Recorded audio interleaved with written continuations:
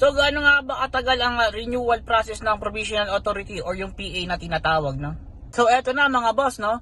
Nag-renew ako nitong May 22, 2023 through online sa LTFRB. Tapos nitong September 2022, 2023, nag-email sa akin si LTFRB yung legal division nila. Naka-attach doon yung Provisional Authority na nirenew ko. So inabot tayo ng 4 months sa pag-antay ng Provisional Authority natin mula sa LTFRB. Ganun katagal yung pag-renew ng Provisional Authority sa LTFRB. Hindi ko alam kung merong pang mas matagal or merong mas mabilis na mga nauna sa akin na nag-renew. So eto na, no, yung Provisional Authority or yung PA na tinatawag galing sa LTFRB. Ako na lang nag-print nito since galing siya sa email. Hindi ko na ipapakita sa inyo kasi confidential siya. Yun lamang mga boss ang update natin tungkol sa Provisional Authority or yung PA na tinatawag.